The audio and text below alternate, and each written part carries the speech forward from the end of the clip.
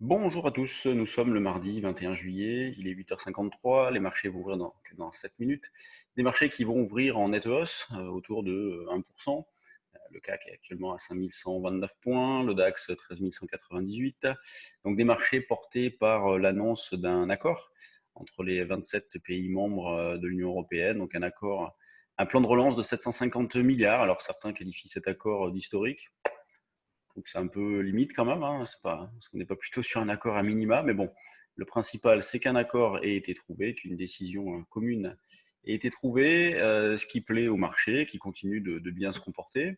Et encore hier, hein, on a, malgré un retracement un petit peu plus marqué que ce qu'on avait eu les jours précédents, le CAC a très bien tenu, on est allé chercher les 5010 avant de rebondir violemment.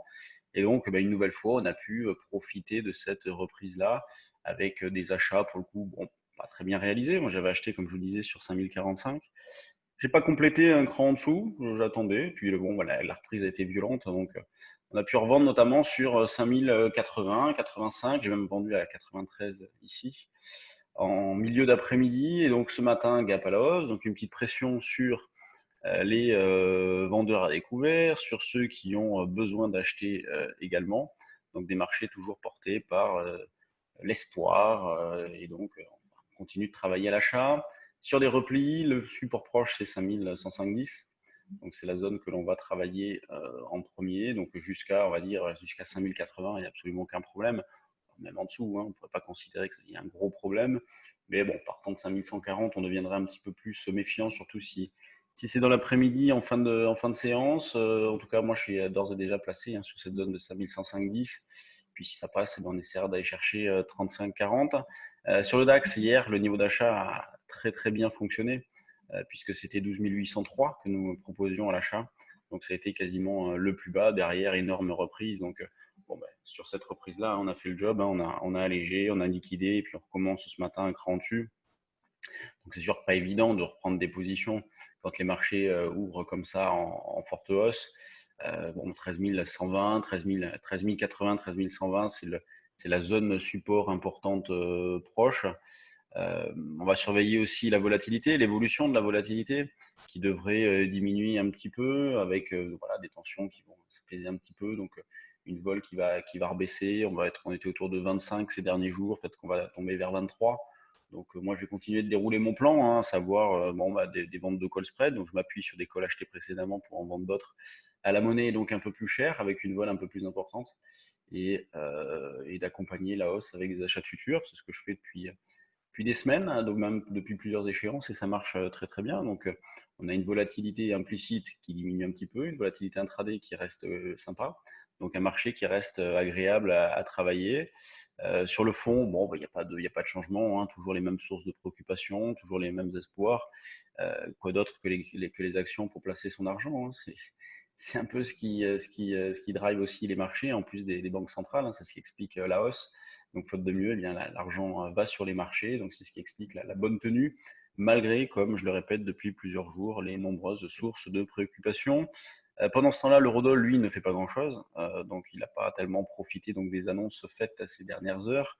Il tourne toujours autour des 1,1450, donc qui était la résistance, l'objectif important qu'on s'était fixé il y a quelques temps déjà. Donc, notamment depuis le déclenchement du signal d'achat fin juin et la rupture des 1,1250. Donc, on vise un 14,50 comme premier objectif majeur. Donc, il a été atteint. Ça a mis un peu de temps, mais il a fini par être atteint.